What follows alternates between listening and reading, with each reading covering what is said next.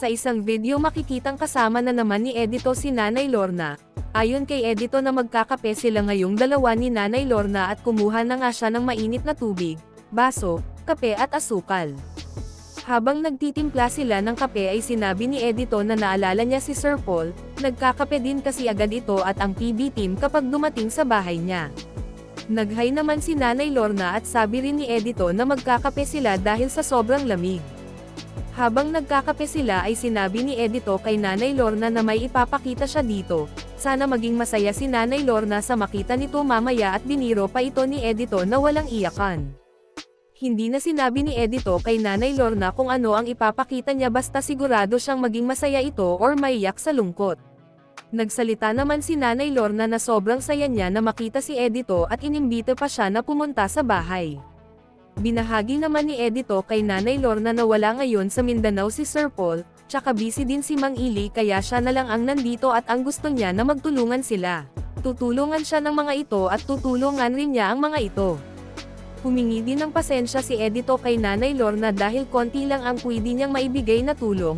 Alam naman ng mga ito na hindi pa siya gaanong angat, hindi katulad ng iba na big time magbigay ng tulong at dagdag ni Edito na kunti man ang bigay niyang tulong pero galing naman ito sa puso niya. Pinayohan din ni Edito si Nanay Lorna na wag susuko kahit mahirap ang buhay. Dagdag ni Edito na kapag may libre siyang oras ay sasamahan niya si Nanay Lorna sa bukirin nito para makita rin ng mga viewers ang uma at mga pananim ni Nanay Lorna. Tinanong ni Edito si Nanay Lorna kung ano ang mga pananim nito sa uma.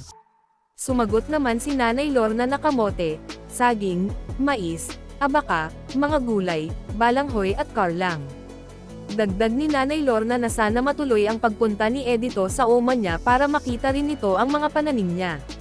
Napahanga naman si Edito sa dami ng pananim ni Nanay Lorna at sinabing kahit hindi sila magbaon kapag pupunta doon ay hindi sila mapasmo. Yung mga pananim lang ni Nanay Lorna na kamote at balanghoy ang lulutoy nila. Natanong din ni Edito kay Nanay Lorna kung may sapa din ba malapit sa uma nila. Sumagot naman si Nanay Lorna na meron pero maliit lang. Tanong ulit ni Edito kung pwede ba maliguan. Sumagot naman si Nanay Lorna na may parteng pwede silang maligo. Ayon kay Edito na magandang sa gilid sila ng sapa magluto ng kamote para maghahanap din sila ng piyoo alimasag sa ilog. Tawang-tawa naman si Nanay Lorna sa naging plano ni Edito na mamuha sila ng alimasag. Tawang-tawa rin si Edito dahil sa napag-usapan nila ni Nanay Lorna ang iba't ibang paraan sa paghuli ng nito. Binahagi ni Nanay Lorna kay Edito na doon sa isa niyang bukirin ay may maraming falls, maganda ang tanawin at dagdag ni Nanay Lorna na sana makakapunta din doon si Edito para makita nito. Naikwento din ni Nanay Lorna kay Edito kung ano ang ginawa niya sa unang ibinigay na pera ni Sir Paul sa kanila, pinaghagbas niya yon, tsaka nagpatanim siya ng abaka at yon ang pinagbayad niya. Nagustuhan naman ni Edito ang ginawa ni Nanay Lorna sa unang natanggap nila na pera galing kay Sir Paul para hindi masayang.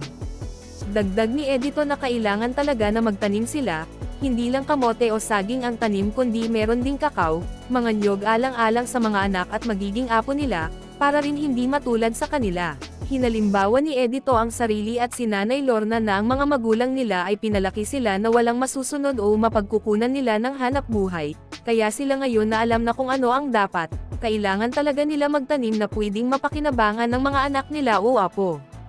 Nabanggit din ni Edito ang pagpupursigi ni Nanita sa pag-aaral at habang ginagawa iyon ni Nanita ay dapat magtanim ng marami sila Nanay Lorna. At darating din ang panahon na hindi na nila kayang pumunta sa uma, hindi rin nila masisiguro na lahat ng anak ay mababait para alagaan sila kaya dapat magtanim sila habang kaya pa. Hindi rin maiiwasan na meron silang anak na hindi mabait, yung walang pakialam sa kanila. Kaya habang matitibay pa ang mga tuhod, kapag merong pera na darating kahit maliit ay di talaga dapat kalimutan na magtanim. Hindi dapat natin isipin na hindi na tayo aabot, hindi tama yung rason na hindi na magtatanam kasi hindi ko na yan maabotan. Isipin na lang natin na ang pagtanim natin ng mga durably ay para sa mga sumusunod sa atin, mga anak at apo, yung dapat ang paghandaan natin. At para sa more summary video ng Pugong Biyahero huwag kalimotang mag-like and subscribe.